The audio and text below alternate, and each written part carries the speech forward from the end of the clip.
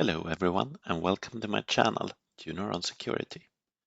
In this video I'm going to show you how to solve a forensics CTF challenge from Crate-CTF 2023. The challenge is called Who Shot the Sheriff?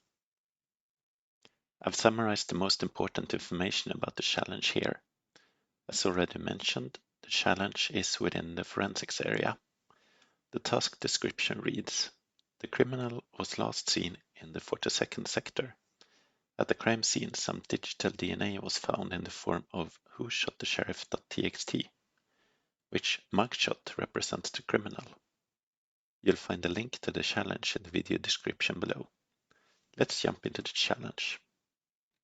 Here are the files that we were given in this CTF challenge. Here we have the digital footprint left by the criminal on the scene. So I think we should start by analyzing this. I'll use the hash identifier from decode.fr to do this. So this is basically an application to try and identify a hash. So let's copy the hash.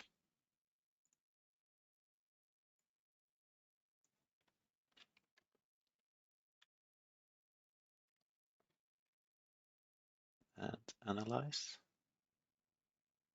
The following hash algorithms generate a fingerprint similar to the one we have. So SHA-1 is the first suggestion. So I guess our first assumption is to try and look for SHA-1 hashes in the other files that we were given in this challenge. So let's have a look at those.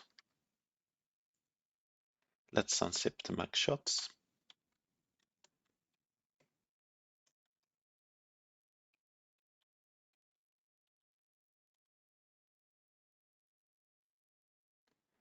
So we have a lot of files here, starting with Crate-CTF.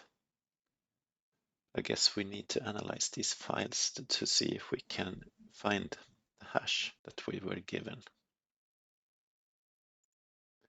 To do this, I wrote a small script which calculates the SHA-1 checksum for chunks of all files in a directory and compares it with the hash we're looking for. Let's start with the main part of the program. I set our source directory to mugshots, and then I have pasted the hash that was found on the crime scene.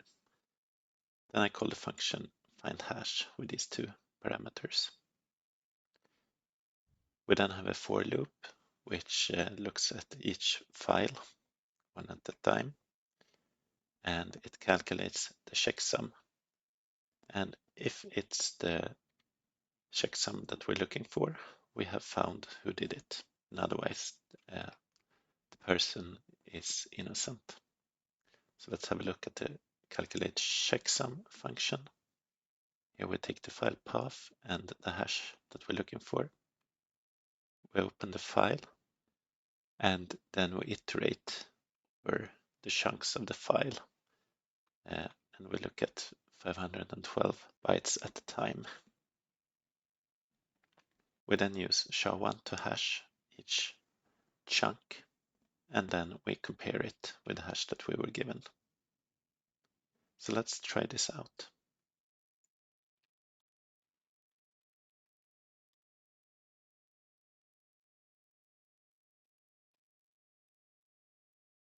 And here we see that we found who did it.